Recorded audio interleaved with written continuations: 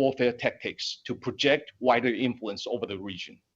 Moreover, tensions continue to rise in the East and South China Seas. Gray zone tactics, excessive maritime claims, and maritime militias carrying out operations at the order of the military. The CCP regime is exploiting all means possible to induce clashes just below the threshold of a major war. The situation is worsening around Taiwan. The military threat and coercion, infiltration, influence operation, gray zone tactics, and massive disinformation campaign are all designed to erode the public support for democratic institutions, and the threat is escalating rapidly.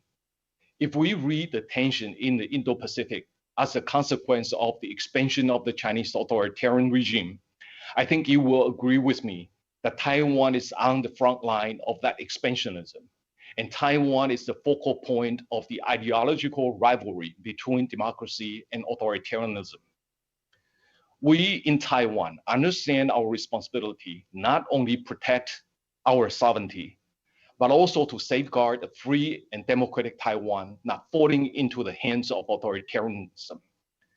The government and people of Taiwan are absolutely committed to self-defense. But of course, we want better and more cooperative relations with the like-minded fellow democracies to strengthen our capabilities in meeting common challenges. Taiwan and Japan share the values of freedom, democracy, human rights protection, and the rule of law. And over the years, we have proven to be friends in times of trouble.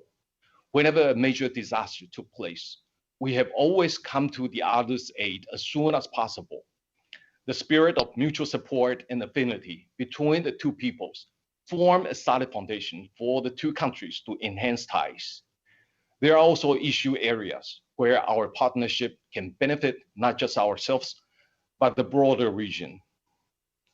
Under the current international strategic landscape, we should speed up the process of restructuring supply chains. The pandemic has undermined the risk of over-reliance on a single source of supply. Taiwan and Japan both boast top-notch technology talents, and a closer collaboration of our industries can create synergies beyond our imagination. The same goes with trade. Australia's case of wine, lobster, barley, and coal exports is a reminder of the urgent need of diversification on trade. And for this matter, I would like to emphasize Taiwan's intention to join the Cptpp. Deeper regional integration is the key to buttress individual countries' defense against trade retaliation. Solidarity and cooperation are critical in deterring authoritarian aggression. We were pleased to welcome Japan on board of the Global Cooperation Training Framework, or GCTF, as a full partner in 2019.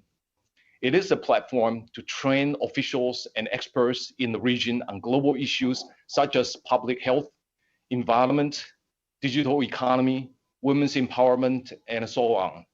It also the first platform calling for global attention on disinformation and its impact on democracies.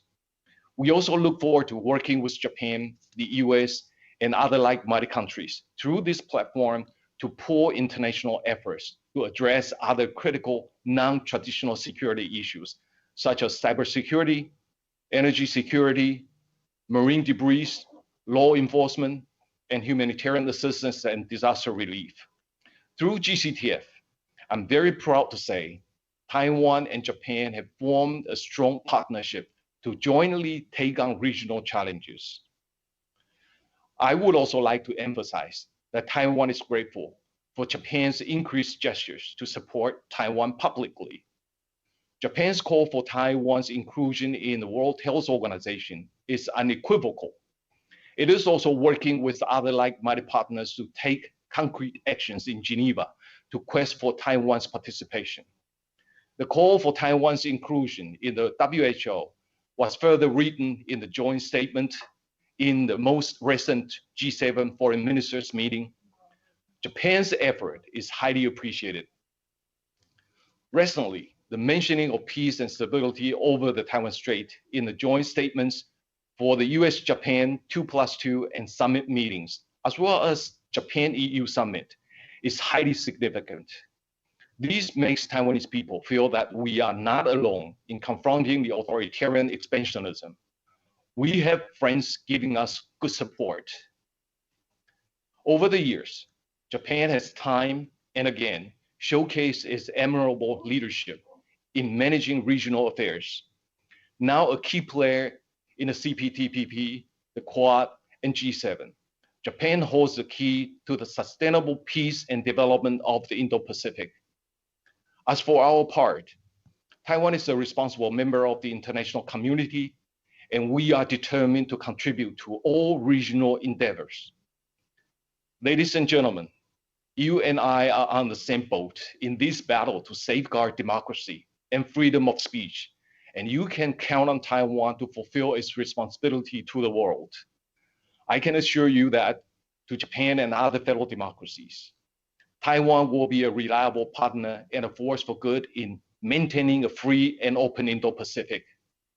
While democracy may not appear to be the most strongest form of civilization, it is by far the most resilient.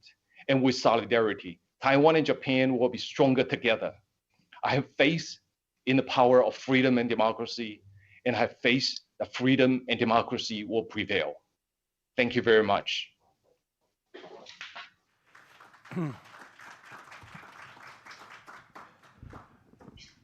Thank you, Minister Wu. Now, thank you for keep your time. Now let's open it to the floor. First of all, but if you allow me, out of courtesy, I would like to ask the first question from our president, who is not here in person, but she's following this online on YouTube, and she sent this question. So let's start from the, important questions. Terry Goh, the founder of Foxconn, has sought permission from the government to buy vaccines from BioNTech. Would Taiwan's government ever allow him or anyone else to purchase BioNTech vaccines through China's Fosun, or would they only be allowed directly from the German company? Thank you very much for this question. Vaccine is an issue of the day in Taiwan. The government has been trying very hard to obtain vaccines through COVAX facility and also through individual discussions with the providers of vaccines. And so far, we are also preparing to roll out Taiwan's indigenous vaccines.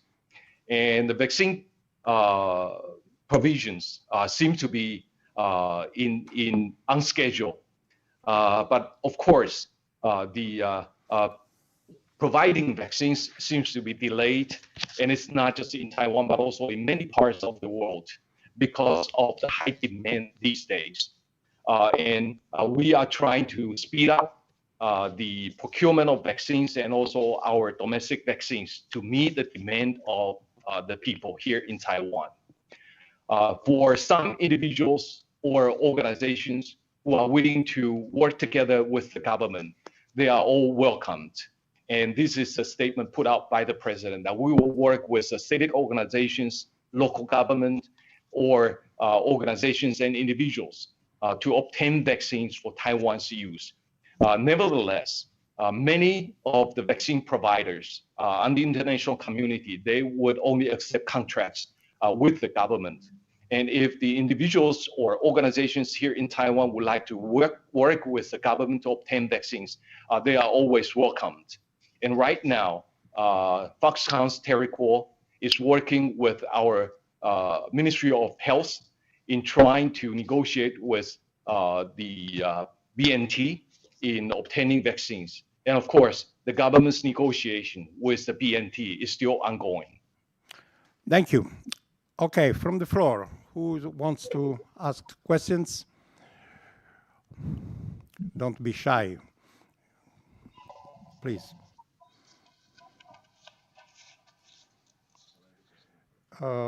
look wherever you want, but state your name and your affiliation.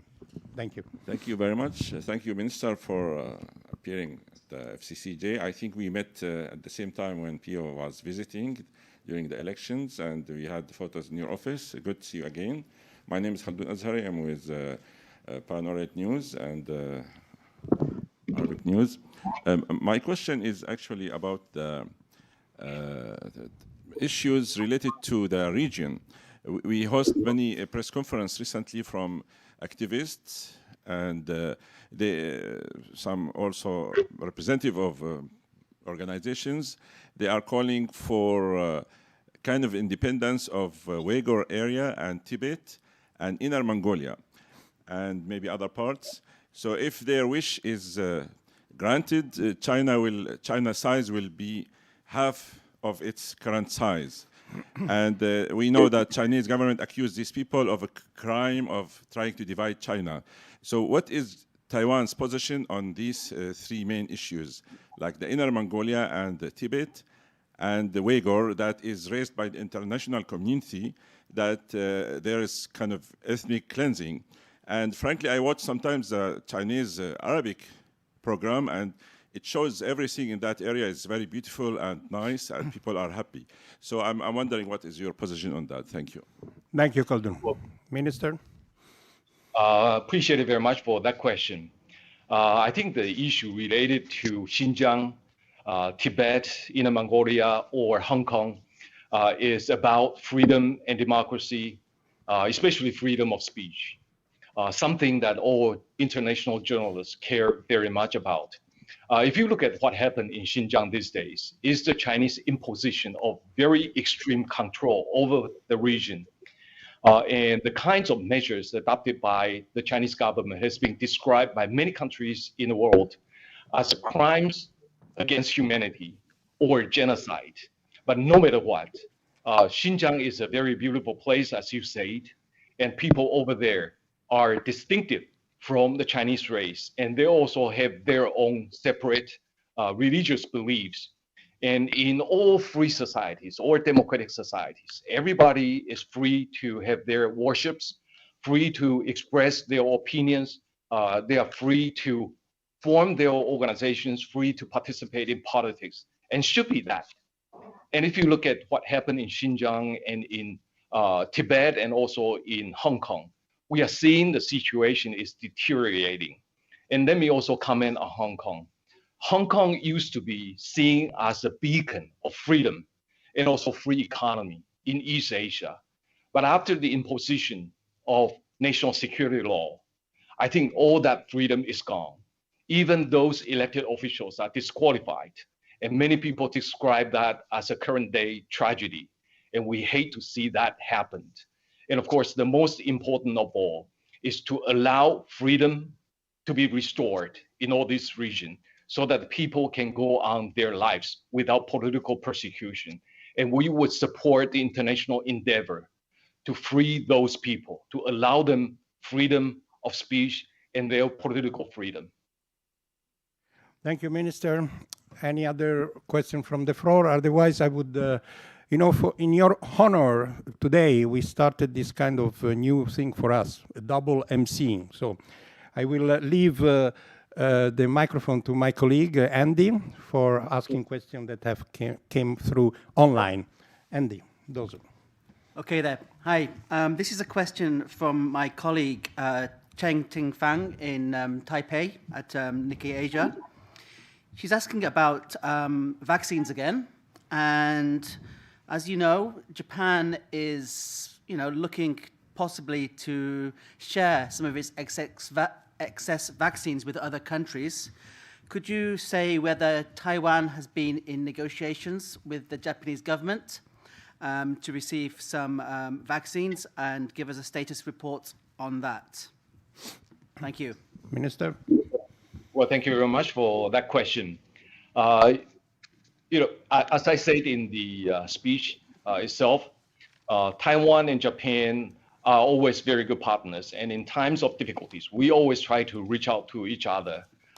Just as Foreign Minister Motegi Sensei said the other day, Taiwan was trying to help Japan during the 2011 earthquake and tsunami.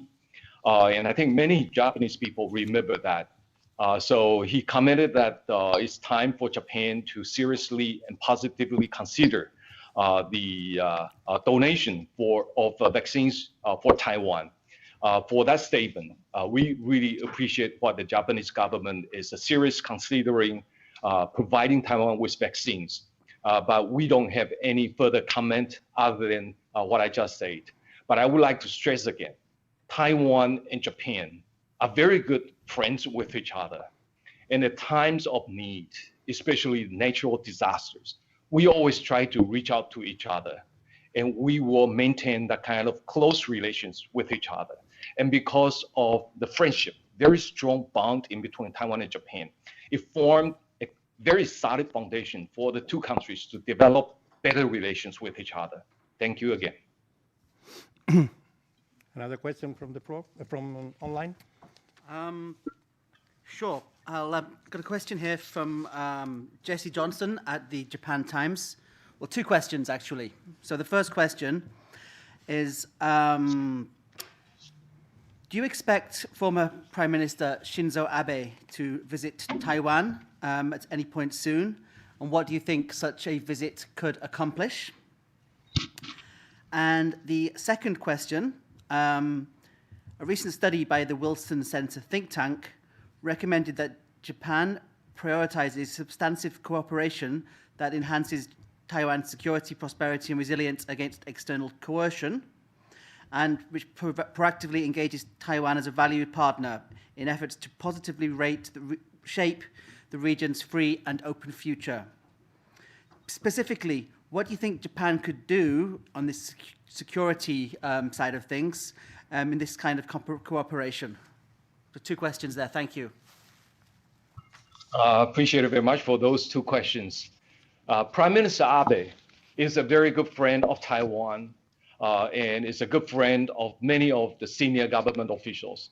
And his support for Taiwan is very apparent. And many people here in Taiwan just appreciate him very much. And whenever he feels convenient to visit Taiwan, he is always welcomed. And I will personally welcome him as well. But at this moment, we don't have any concrete plan for bringing him to Taiwan, and we'll continue to listen to his opinion on when it's more convenient for him or when it's more appropriate for him. But whenever he's ready, Taiwan will be ready to welcome him. And on the second question, as you say, Wilson Center has indeed made that kind of recommendation. But I would like to stress on 2 points. The first is that security of Taiwan, especially dealing with the hard military security issues, we would like to stress that the defense of Taiwan is our own responsibility. We are committed to our own self-defense. We'll try to procure the necessary self-defense articles for our own self-defense, and we would also like to engage in our own military reforms to meet the demand of our own self-defense. And we would also like to continue to work together with like-minded countries like the United States on how to enhance our defense capabilities. Nevertheless, Taiwan and Japan have been working with each other under the Cptpp, the Global Cooperation and Training Framework, in dealing with many of the non-traditional security issues. To me, that is just as important as the traditional security issues. On the issue of disinformation, on HADR, on many other non-traditional security issues that, as I listed in the speech, Taiwan and Japan have been working very well under the Cptpp, and that is not only contributing to our better relations in dealing with these non-traditional security issues, but we are also making contributions to the region. Take cybersecurity, for example. We have holding workshops in dealing with that under the Cptpp, and I think we are benefiting many of the government officials and also experts in this region in dealing with that issue. And as I said in the speech, disinformation is nowadays a very serious issue for us to deal with. At the time Taiwan was trying to confront the pandemic, we are also seeing a very massive disinformation originating from China. And we have the experience in dealing with that. And therefore, we would like to work together with Japan or the United States or other like-minded countries on how to deal with the disinformation issue. So again, non-traditional security issues is just as important. And we would like to work with Japan and many other like-minded countries in dealing with that. Thank you. Thank you, Minister. Can I follow up another question online that comes from Italy, from Il Foglio, Giulia Pompili? Is another question on the vaccines. WHO WHO has currently accepted the 2 different vaccines from the People's Republic for emergency use. They will also be used for the COVAX consortium. Taiwan is receiving vaccines through COVAX. If they offered you Chinese vaccines through COVAX, would you distribute it?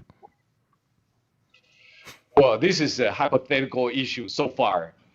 So probably there's not much to say about this issue. But we are producing our own issues and we have strong confidence in our own vaccines. And when and if our vaccines roll out toward the end of July, I think they will become the most important supply for the vaccine demand here in Taiwan. But we are also negotiating with individual companies like Pfizer or Moderna or Johnson & Johnson and AZ's to secure our own vaccines. So far, the vaccines provided by COVAX is a very small amount, and they are not very in time. And I don't think the COVAX is going to provide Taiwan with more vaccines at this moment.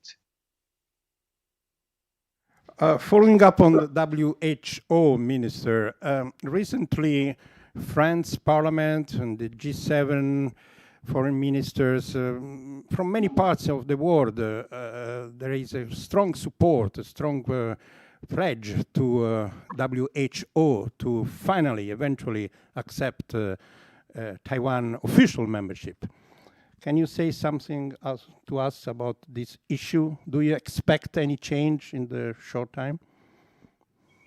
Again, thank you very much for this question. This is the question people feel very strongly about. And we are also getting a lot of international support on this issue. Before I comment on the international support, I would like to stress on 2 very important factors on Taiwan's participation in the WHO. For the first one, excluding Taiwan is not fair to the Taiwanese people. We have 23 million people living in Taiwan, and therefore we are entitled to participate in the WHO just like any other nation. WHO should not exclude Taiwan at all. We hope we can get support from the WHO or get updated information from the WHO at the time when Taiwan needs it. The second factor is Taiwan can also contribute to the international community on the health issue if there's a need for Taiwan. And so far, we are not able to make any contribution through the WHO. And I think it's not fair to the rest of the world as well. And based on these 2 factors, I think the international community is calling for the WHO to include Taiwan, and that is highly appreciated. And if you look at the support for Taiwan last year and this year, we are gaining more and more international support. If you look at Japan, we have the Prime Minister, we have the Chief Cabinet Minister, and also the Foreign Minister and Health Minister calling for Taiwan's inclusion in the WHO. And if you look at the international actors, there are more and more senior leaders of individual countries coming out to call for Taiwan's inclusion in the WHO. For example, the Australian key decision makers, the New Zealand, the Canadian Prime Minister, and etc. And we are also seeing more and more senior officials in Europe coming out to call for Taiwan's inclusion. So this is the kind of situation that we have been seeing in the last couple of years. In addition, we are also seeing the parliamentarians across the world calling for Taiwan's inclusion in the WHO. For this year alone, we have more than 3,000 parliamentarians across the world calling for the WHO, calling on the WHO to include Taiwan. And it's our belief that once there are enough countries in the world asking for the WHO to include Taiwan to participate as a member or as an observer, I think it will be time for Taiwan to be included. We will work again and again with the like-minded countries to make sure Taiwan's voice is heard on the international stage. And we will make sure that the name Taiwan will be mentioned again and again in international meetings whenever the international health issue is discussed. And so far, we are very happy that Taiwan's participation in the WHO has been mentioned by many international meetings, and that is helping the Taiwanese people. And for that, we really appreciate it. There is a question from the floor, please. Hello, my name is Ariel Buzeto from Japan Forward. I have two questions. The first one that I have is for people who are not as familiar perhaps on the domestic situation in Taiwan, could you please explain exactly what is the bottleneck in getting, for example, vaccines from Pfizer, Moderna, Johnson & Johnson, and so on? What is blocking the negotiations, basically? And the second question that I have is perhaps one that you can't answer, but I'm going to try and ask it anyway. So obviously, there was just the COVAX summit on the 1st of June, and it looks like the acute phase of the pandemic will perhaps be within reach the next year, will end the next year or so. But if there is anything that has come to the fore during this pandemic is vaccine politics, right? So Taiwan is a great example of this. What does Taiwan wish that the international community did, apart obviously from like putting them in the WHO? And is there anything that particularly Taiwan wishes to do, for example, with Japan? Thank you. On the first issue, the bottleneck of vaccine coming to Taiwan, the vaccine supplies coming to Taiwan, I would like to stress again that this is not just an issue that Taiwan is facing. This is an issue many countries in the world are facing. If you look at the demand of many countries in Central America or South America or many other countries, I think they are also hoping to receive vaccines from individual providers, corporations, from Johnson & Johnson, from Pfizer, from BNT, or from NZs. So this is a situation similar. The situation in Taiwan is similar to many countries in the world. But when facing with this issue, I think the government here is working very hard to persuade the international community that Taiwan is facing a very unique situation. And it's just not a public health issue. It's also a national security issue. And it's also a security for international economy. For example, Taiwan is under a relentless attack of disinformation campaign. And I think this disinformation campaign is designed to erode the public support for Taiwan's democratic institutions. And therefore, you can see there's only one force that would like to erode and attack Taiwan's democratic institutions. So we hope that the international community, the providers of vaccines, can look at this situation in a more serious way. And of course, Taiwan government's responsibility is to negotiate in a very serious way for the supply of vaccines to Taiwan in a timely manner. And of course, as I said a little bit earlier, Taiwan is also rolling out its own domestic vaccines, its indigenous vaccines. And in the earlier phase of first test and the second test, they seem to be working very effectively. And if Taiwan can start rolling out its own vaccines for Taiwan's domestic use, maybe we can also export some of our own vaccines to help other countries. So this is the vaccine issue. And the second issue is on the COVAX. In the meetings last year of the COVAX facility, we also try to provide some contributions, try to work with the COVAX, but unfortunately, China seems to be trying to block Taiwan's participation, and this is most unfortunate. We always try to help the international community. We try to provide funding to fight Ebola. We try to provide funding in fighting for other public health crises in other parts of the world. But so far, our help has been rejected by the WHO or by other mechanisms, and it's very unfortunate. And we will continue to find ways of supporting the international mechanism in dealing with the public health issue.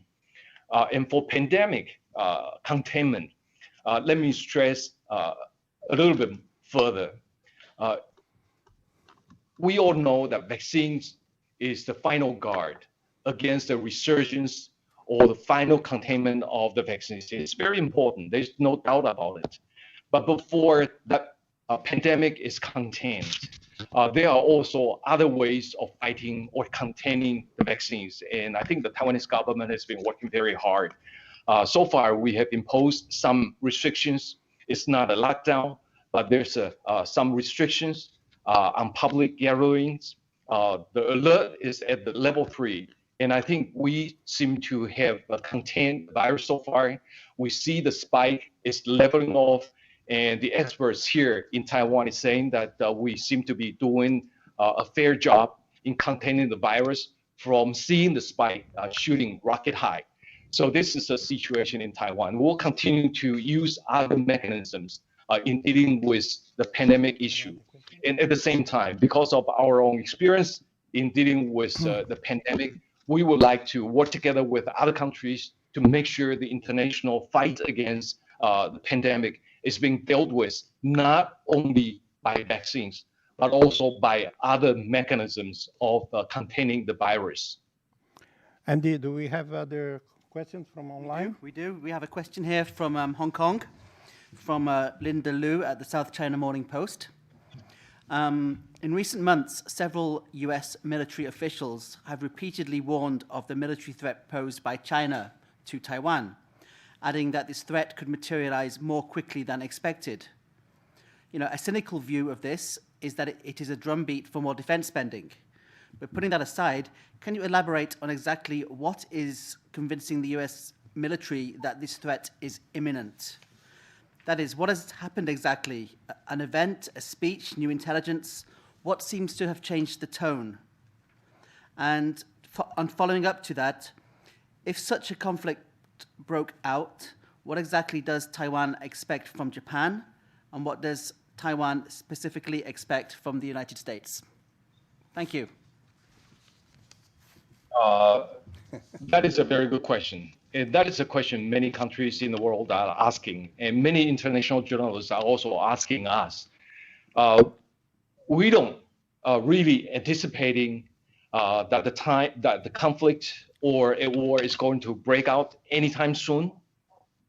But we're trying to get ourselves ready, whether the war is going to take place tomorrow or 6 years later or 10 years later. We need to prepare ourselves. And so far, our MND, in fact, you know, the whole government has been trying very hard in making sure that we are prepared for a military conflict in between Taiwan and China. What we need, as I said a little bit earlier, is an absolute commitment of the Taiwanese government in defending itself. And I can tell you that we are absolutely committed to defend ourselves. And as I said a little bit earlier, defending Taiwan is our own responsibility. And we are absolutely committed in our self-defense. And other than that, we also try to talk with fellow democracies or the most important partner, the United States, on how we can procure the needed defense articles for our own self-defense. And in the last few years, the negotiations for Taiwan to obtain defensive weapons from the United States has been going very well. The discussions in between Taiwan and the United States for the sale of weapons is now a regular procedure. And whenever we place a request, it's always being discussed in the United States in a timely manner. And now we need to also look at ourselves and how we can change our strategy from a traditional way of defense into a more symmetrical way of defense. And I think we are making tremendous progress on this issue. And of course, we need to engage with the United States in the security discussions with each other to see what is the blind side of Taiwan that we need to make improvement upon. And so far, the discussions between Taiwan and the United States have been going very well. And I would like to stress again that Taiwan views its own defense as its own responsibility. So if there's going to be a war in between Taiwan and China, we will fight the war ourselves. And if other countries will come to our aid, that will be highly appreciated. But we will fight the war for our own survival and for our own future. Minister, let's all hope that the war does not erupt, of course. I agree with you. I agree with you. How does Taiwan economic strength improve substantially to aim at benefiting all Taiwanese despite the nationalist tendency to align with the communist China? Well, Taiwan's economy has been doing rather well up until today. For example, for last year's statistics, there was a global downturn because of the pandemic. But because of the successful containment of the pandemic, Taiwan's economy was able to maintain at a growth rate that is admirable to many countries in the world, especially in the high-tech area. Taiwan is, continuously to be a very reliable supplier of high-tech equipment and of computer chips to the world, and we will continue to do that. And so far, even though we see some spikes of the coronavirus, but so far the trend has been leveling off, and we seem to be doing a fair job in containing the virus. And therefore, we would expect Taiwan's economy to continue to perform well. And so far, we are seeing that Taiwan's economic growth is going to remain the same. And as you say, that Taiwan's economic integration with China is a trend that cannot be ignored. We trade with China, and that is a fact. And we made investment in China. That is also the fact. But those investors in China, or those who trade with China, now they see the possibility of China's economic downturn. And they also see the economic conflict in between the United States and China. And therefore, many of the investors or traders with China now, they are looking at other alternatives. They are either coming back to Taiwan, or they want to find another alternatives like investment in the United States, in South America, or in Southeast Asia or South Asia. But no matter where they want to go, Taiwanese government will try to assist them so that they can still go to a place where they can make profit. So this is a natural trend. But we also want to be able to participate in regional economic mechanism, trade mechanism, such as Cptpp, or to have closer economic ties with individual countries for free trade agreement. And so far, we have already expressed our sincere interest in participating in the Cptpp. And we appreciate many governments in the world, especially the Japanese government, who welcomed Taiwan's interest in participating in Cptpp. And we will find the right timing to tender our request for participation. And at the same time, we will also speak to other countries or EU, Australia or Japan or Canada, and etc. For better economic and trade relations with each other. We would like to discuss a free trade agreement, ECA, EPA, or investment agreement, etc., to make sure that Taiwan is further integrated with other fellow democracies, with markets that are more open. Any other question from the floor? I have one here. What? I have one here. Oh, please. Okay, it's a follow-up from my colleague in Taipei. So if there continues to be a delay in COVAX vaccines, would Taiwan consider some kind of deal where they trade semiconductors for vaccines with countries such as Germany or the United States, a vaccine for chips kind of deal? Would that be a possibility? Well, this is a very good question.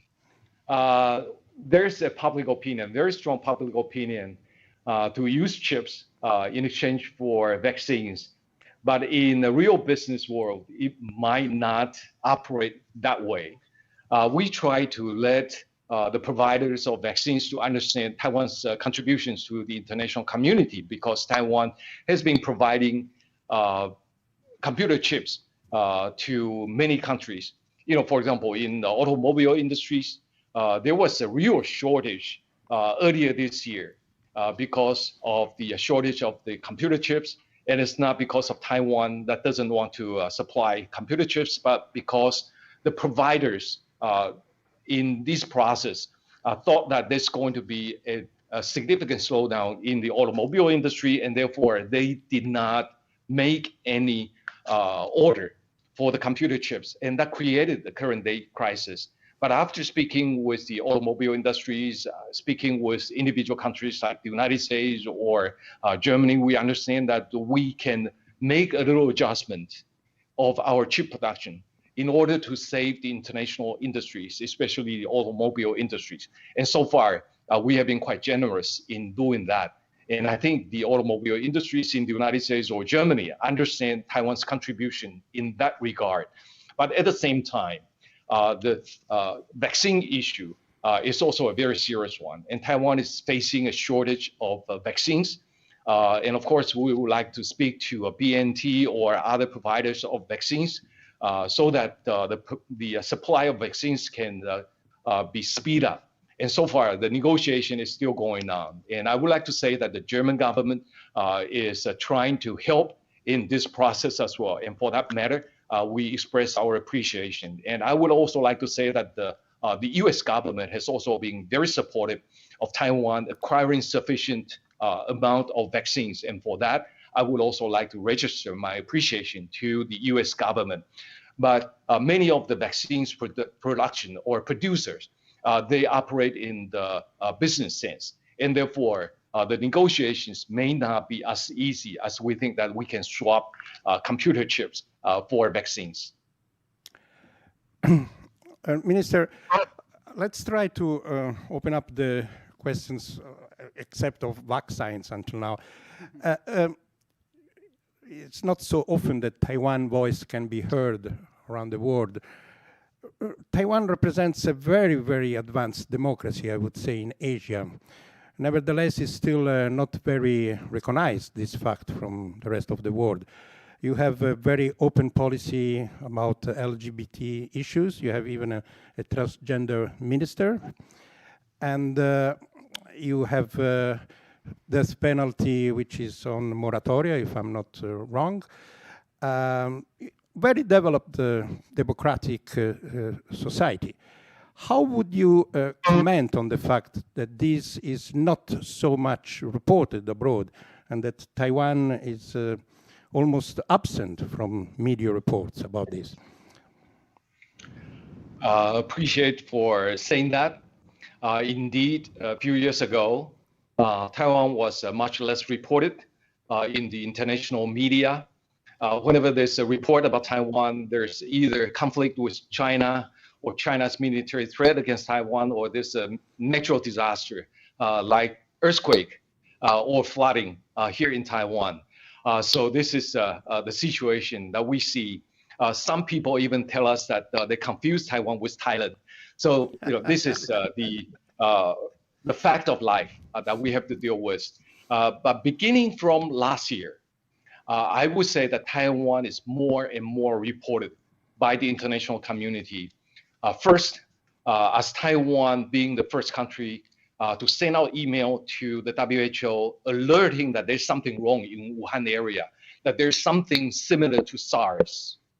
Taiwan was affected by SARS in 2003, and it was a nightmare for us to relieve that kind of a situation. And therefore, we alerted the WHO, even though we are not the WHO did not respond to us, but somebody started to notice that Taiwan is the first country to alert the WHO. And Taiwan is gaining more attention by the international community. And after a while, when Taiwan's domestic production of face masks and other PPEs are becoming self-sufficient, we started providing the international community with these PPEs. We are not selling to the international community. We are contributing to the international community, donating to many countries in the world. I don't remember how many millions of medical masks that we have provided to the international community. And therefore, the reports about Taiwan last year seem to be more and more in a much more positive manner. And we started seeing the international press demanding that the WHO to include Taiwan to participate in the WHO so that Taiwan's experience in containing the virus can be shared by the international community.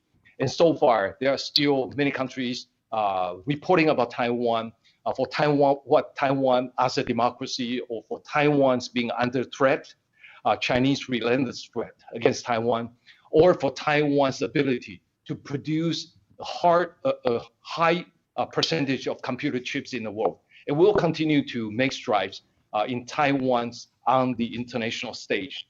And I would also like to say that being a Minister of Foreign Affairs is also my responsibility to make sure that there are international media who can come and see me, who have access to me, so that Taiwan's voice can be heard. And I would like to be an agent for Taiwan's voice to be heard as well. And we have many friends around the world. We have friendship groups in the parliaments in Europe, in the United States, in Central and South America, and also in Japan, Australia, New Zealand, etc. And they are also Taiwan's best friends in helping Taiwan's voice heard. And we will continue that friendship to make sure that Taiwan's voice is heard in the world. And I think you are right, that Taiwan is a democracy. And this is something that we are very proud of, especially from the DPP, the Democratic Progressive Party, who is pushing the authoritarian aside to establish Taiwan as a democracy. We are very proud to be able to establish Taiwan as a firm democracy. And this is a factor. Many people in the world started calling Taiwan a shining beacon of model for democracy. And the United States and many countries in the world are also saying that Taiwan is a success story, democratic success story. And we understand that Taiwan's own responsibility, not only to protect our own democratic way of life, we want to make sure that Taiwan's experience of democracy and freedom can also be shared by many people in the world. Thank you, Minister. Since we started a little bit late, can you stay with us another 5 minutes for another couple of questions? Thank you very much. No. Okay, Andy, you have a question, and then Khaldun. Very quick question, and it's a question that everyone's on the top of everyone's mind in Tokyo right now. It's to do with the Olympics. Taiwan's baseball team pulled out of a qualifying tournament in Mexico because of COVID fears. So do you see there is a possibility that, under what circumstances would Taiwan not send athletes to Tokyo for the Olympics later this year? That is a very important question. You mentioned about the baseball team not going to the tournament and then finally going to the final. The reason is because our baseball team found that we are not able to practice baseball because of the level 3 alert and the restrictions by Taiwan side. And therefore, they abandoned their opportunity in going to Mexico. Nevertheless, we understand that the Japanese government and the International Olympic Committee have been working very hard in making sure that the Olympics can take place in Tokyo. And that kind of spirit is highly appreciated. And we are also staying in very close touch with the Japanese government and also with the International Olympic Committee.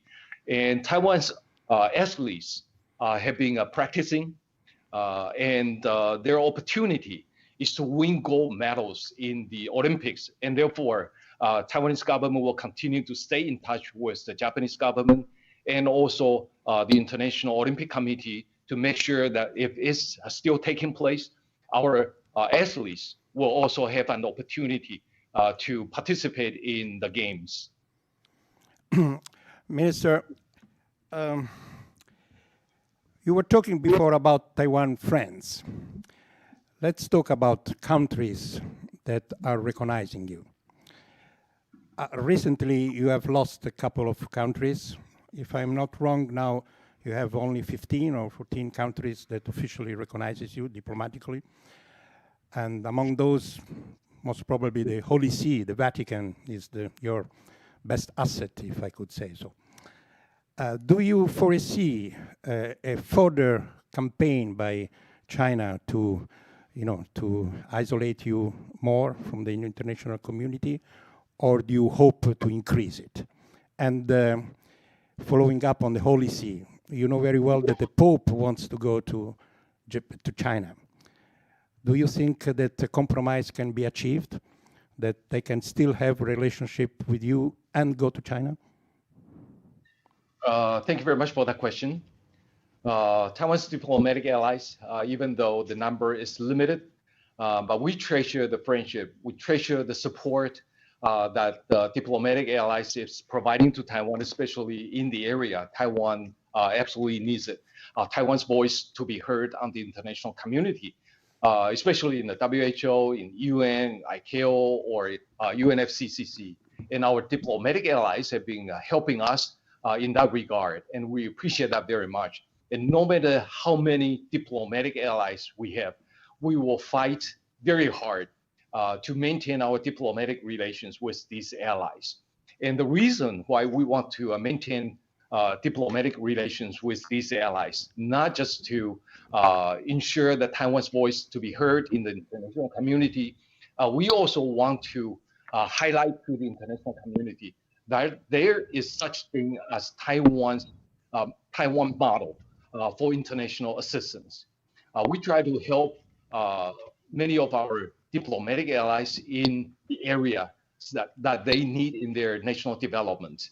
For example, in medical treatment, in agriculture, in job training, in higher education, and etc. And our diplomatic allies highly appreciate what we have been trying to help them. In one of the areas Taiwan is most successful is to help some countries in digitizing their health system. It saves time for them and it saves lives. So we would like to expand our experience on that as well in order to maintain our diplomatic relations. And you also asked whether we are going to increase the number of countries recognizing Taiwan. We don't have any limitations on that. If there is any country in the world that think Taiwan is a reliable partner and they want to recognize Taiwan, we don't rule out that possibility. But so far, I don't have any new stories to tell on that part. But we will continue to safeguard our diplomatic relations with the ones that we have. And it's a very good point that you asked about the Vatican. Our relations with Vatican is still very solid. We speak with each other at a very high level constantly. And so far, we've been assured that Taiwan's diplomatic relations with the Vatican is not going to change, even though that's reaching out to China to discuss some agreement or to extend the agreement. The discussions that we were told by the officials in the Vatican is about the religious matter. It's not about political matter or diplomatic matter. And we also believe that the relations, what we have with the Vatican is to safeguard the freedom of religion in Taiwan, in China, or in anywhere else in the world. But if we look at the situation in China, we saw that the freedom of religion has been tarnished in China. And that is a factor that we, not only Taiwan, but also Vatican and many other countries have seen.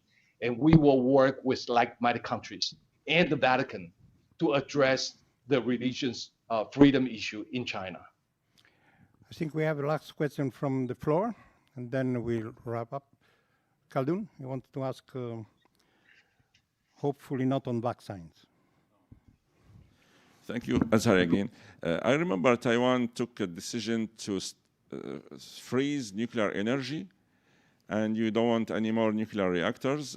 What's the latest about this policy?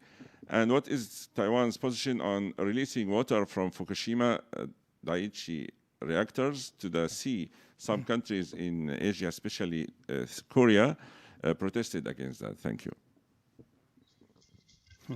There are two issues involved in this question. The first is Taiwan's policy in freezing the nuclear power plant expansion. Our policy of decommissioning all nuclear power plant by year 2025 hasn't changed. And we'll continue that policy. And we are building more and more renewable energy supplies here in Taiwan. And so far, everything is going very smoothly. And we hope that by year 2025, we will have at least 20% of our energy supply coming from the renewable. And this goal is still there, and we'll continue to work very hard. For those people who have an opportunity to visit Taiwan before the COVID, I'm sure they have noticed that there are more and more windmills coming up in the western coastal areas, and that represent the future of Taiwan energy supply. And we are also building up more and more solar power plants, and that is also going to be part of our future energy supplies here in Taiwan. And we'll continue to discuss with Japan, the European countries, or even Australia for renewables, for the further development of renewable energy supplies to meet our future demand. And I think it is very good that you mentioned about the Fukushima wastewater, nuclear power plant wastewater issue. That is an issue that many people here in Taiwan cares quite a lot about. One demand from Taiwan that is being made very clear to the Japanese government is that we hope the discharge of the wastewater is in accordance to the IAEA standard. And we will make sure that the Japanese government is staying in very close communication with us, that they are staying in line with the IAEA. We also hope that the Taiwanese experts can also go visit the sites together with the Japanese experts to assess the situation. And there can be IAEA expert teams going to Fukushima area. We certainly hope that the Taiwanese experts can be included as well. And of course, there are lots of environment monitoring mechanism in the area to make sure that the release or discharge of the wastewater is not damaging the environment. We hope we can stay in touch with those experts or organizations to make sure Taiwan is not ill affected by the discharge of wastewater from Fukushima area. But so far, the Japanese government has been very helpful in communicating with Taiwan's related government agencies, including the Ministry of Foreign Affairs. Thank you, Minister. I think we are now to the very last question. You wouldn't expect me to release you without the question. As not only as a foreign minister, but as a PhD holder in political sciences, I'm sure you know very well what are the requisites for defining a country independent. A territory, population controlled, government, a currency, an army, borders. You got them all. You have also the semiconductors. What does Taiwan lack yet to be called an independent nation? Actually, we are not short of anything. What is there that is blocking Taiwan's international participation, or Taiwan to be recognized by more countries in the world, or official interactions with many countries in the world, is China. You know that very well. Taiwan operates by itself. Taiwan is not under China's jurisdiction. We have our own military defending ourselves. We have a Ministry of Foreign Affairs issuing passport and visa. And we also have our own independent currency, which is New Taiwan dollar. And we have many friends in the international community who want to come to Taiwan through the approval of the Taiwanese government, not through the Chinese government. So that all show one thing, that Taiwan is not part of China, not part of the PRC. Taiwan exists by itself. And so far, this is the reality. And we would like to safeguard this status quo, that Taiwan is not invaded, that Taiwan is not ruled by the communist regime in China. And I think the people here in Taiwan would also like to maintain this status quo. Whenever we have a public opinion issue to ask people in this area, absolute majority of the people here in Taiwan would like to safeguard the status quo that we have right now. And if the question is asked whether they would accept one country, two system model imposed by the Chinese government, absolute majority of the people here in Taiwan say no. So I think the people here are quite happy with the way we are, with the way that Taiwan is not ruled by the communist Chinese regime. And we hope that the international community can be aware of that and can come to Taiwan's help in supporting Taiwan not to be ruled by the communist Chinese. Thank you, Minister. Thank you for staying with us. We have a custom here at the Foreign Correspondents Club to give honorary membership to our guest speakers, but physically we don't know how to deliver this. Shall you send somebody here to pick it up, or shall we send it by post? Of course, not through China. I mean, would you give us an address where we can send it through your office here in Taiwan? Okay. Well, thank you very much. Or maybe one of us can come to Taiwan and bring it in person. Yes, that would be very good. I appreciate it very much for sending that token of appreciation to me. Actually, my favorite cup, and I'm still using it every day, is a cup that is given to me by the foreign correspondents in Taiwan. And that shows how much I appreciate to have an opportunity to interact with a foreign correspondents club in Taiwan, in Japan, or in elsewhere. And we have a deputy representative from our office. Yes.